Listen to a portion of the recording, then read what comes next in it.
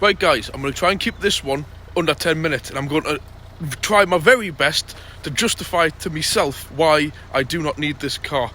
I really do need it, but I really do not need it. Honestly, if I didn't have the C-Class or the ZX or something, I would be keeping this. If this was a hatchback or an estate, I would 100% keep this car. I'm still trying to talk myself into having it, but I know I really don't need it. But it's such a good car. Oh, I hate being torn like this. But anyways, this is for you guys, bit of information if you want to buy it, if you know anybody who wants to buy it, or just a bit of light entertainment. So here we go. And yes, I'm leaving it running because it is that quiet. These Volvo D5s have got to be one of the most quietest diesel engines going. Now I'll shut up for a second and I'll just stick this phone near the bonnet. Can you hear it yet? Can you hear it yet? Right up onto the intake. I swear to God, that is quieter than most petrols. Beautiful 5-cylinder D5. Excuse the snow and stuff on it. I've been meaning to do this for a whole week. I just haven't had. Every time I finish work, it's dark and it's been like an ice cube, the car, and I ain't got time to be standing de-icing it when I'm being in the cold all day at work. Anyways, what is it? It's a 2002, late 2002, 52 Volvo S80 D5. The one you want, the Euro 3, no DPF, no nonsense, 163-ish brake horsepower, automatic, beautiful. Absolutely beautiful. Headlamp washer moment, guys. Yes, you know I'm going to do it, but I'll have to wait until, bearing in mind, the engine's running, lights are out, because I've deactivated the running lights on this. If anybody doesn't like that, I'm quite willing to put it back to standard, but why would you want 14 bulbs running for no reason, burning out all the connections and everything? Only issue with the car, really, this little scuff, which, to be quite honest, it's not even that deep. A touch-up pen would make that, from a distance, completely disappear. Bar that, there really isn't any issues with it, to be honest. Quite a long MOT. When it was in for MOT, I did an oil change. Before that, the fuel filter and air filter had been done. So I had the automatic gearbox serviced. Front tyres are good, plenty of tread on them. Back tyres are brand spanking new, as well as the back brakes are fairly recent, I think. Don't quote us on that, but it's had all the timing belt and water pump done this year, 2022. Parking sensors, which are working, and I love the back ends of these. Absolutely love the back ends of the S80s and the S60s. Love it, absolutely love it.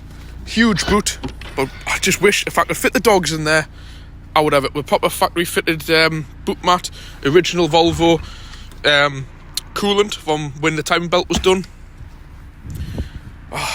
Talk myself, and honestly, I really would love this car. I swear to God, you can do. People got a bit salty on my advert that I put. You get 1,000 miles to a tank on one of these. It must have been a mistype. Must have been an error. Right. For the Billy bullshitters out there, it's an 80-litre tank. Now I put in 1,000 miles to 80 litres of fuel. What miles per gallon that would require to be able to do 1,000 miles to 80 litres? And it works out at 56 miles per gallon. Now all that car needs to achieve to a full tank of 80 litres of diesel is 56 or 7 miles per gallon. And mine did actually do over 60. It was 65 to 68 miles per gallon. So there you go. You really can get, and don't take my word for it, fill the tank up if you want to, and it will tell you 1,000 miles. And you can quite easily on a run get 60 plus miles per gallon. Round the doors, definitely not, no. But on on motorway driving, 100% you can. So I just want to put that one to bed there. So, car itself, as you can hear, it's just purring away. We'll have a look in the interior. Beautiful, beautiful, the interior. To be quite honest, one of the best I've seen. And I love the colour. Beige interior. Lovely. I absolutely love it. Hasn't got the sunroof, but we all know with the modules always go wrong with the alarm sirens. So therefore, much better not having the sunroof. Absolutely love it. It smells glorious in here as well. Proper, stylish, quality item this car is. Look at that cup holder, 12 volt at the back, and like I keep arguing about it, proper rear ventilation for the rear passengers, an absolute must for me. Even a little coat hanger, look, on the headrest. You really can't, please don't mistake this for an S60. Yes, they're a bit, I will agree, for some reason, I don't know why, the S80 does look a bit more bland to the S60, but do not let that be mistaken that they're the same car. They very much are underneath and stuff, but the S80 is a much higher quality vehicle, trust us, than the S60. It really is, and the V70 at that. But it's just beautiful, this car. The proper bucket mats for the snow. Everything works as it should. No rips or tears on any of the seats. I'm selling this car to myself, but I don't need it. The drivers went over there, a little bit of wear, but nothing major. I just can't get over if you hear that engine. I don't know how that comes across on tape. On tape? God, that's old school. I don't know how that comes across, but by God, that's about the only thing where he's had it parked in an alleyway. The mirror's been caught a little bit. We'll just open the bonnet there to attempt to actually hear the engine. Because believe it or not, it's not much insulation on the bonnet either. There's a bit on the engine cover. Let's just get it open. Sweet as you like. Absolutely sweet as you like. I've had this parked on my drive all weekend. No leaks. All new belts. Obviously the time belts behind the cover. Just great. Absolutely great. We'll sit in.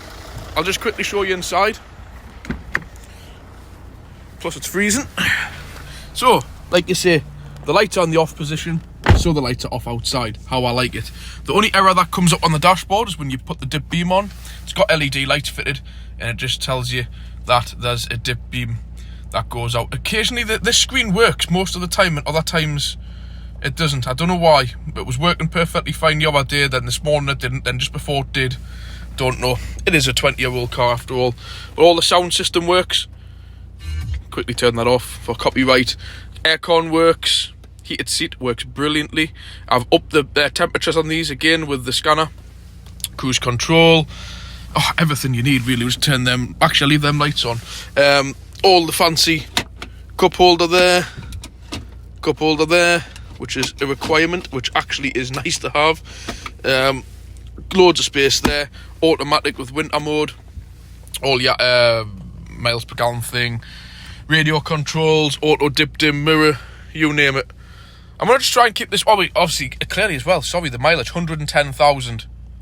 These things are good for 500,000 and it'll still keep going. Really is good, this car. I just want to do this video for a few people who are interested, just generally people on the channel, just for a bit of car content. But what's your thoughts on this Volvo? I personally think it's absolutely beautiful. These seats, I swear to God, you can do 1,000 mile in these seats and not get a bad back. I've got a bad back after 15 mile in the Astra.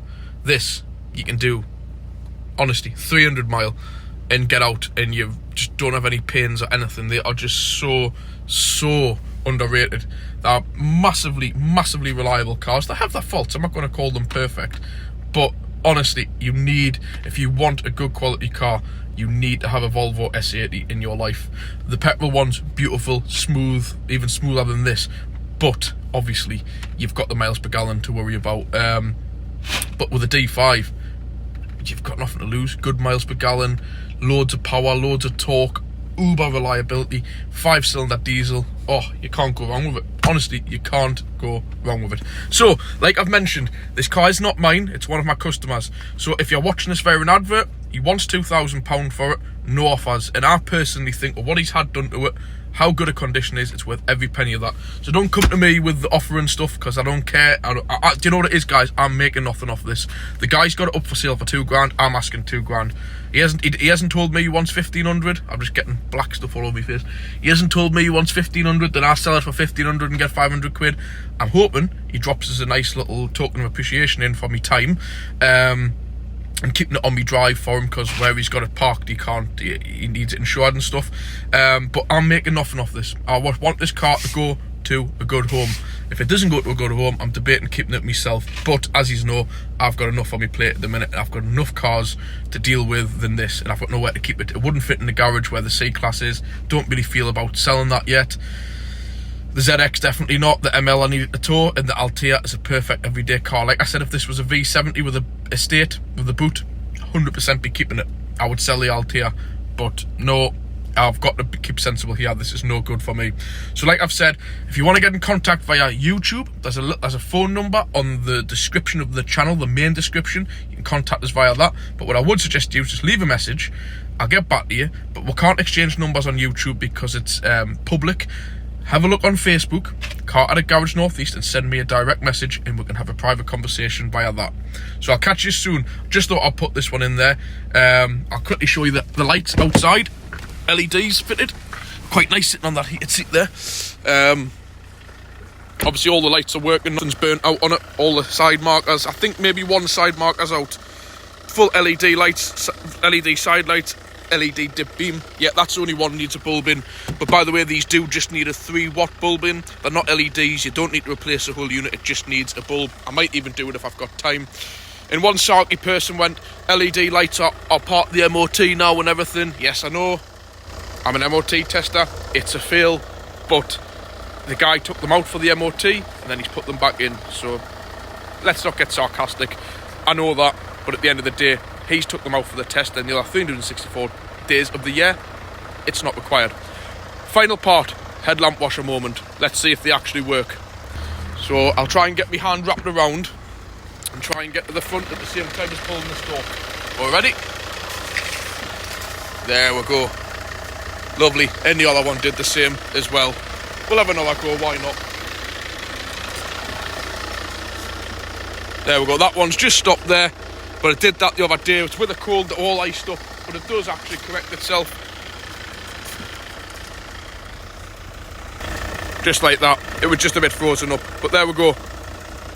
Anybody interested, please get in contact with us before I end up keeping this car. Please hit the like button, leave a comment, and if you haven't already done so, consider hitting the subscribe. Catch you next time.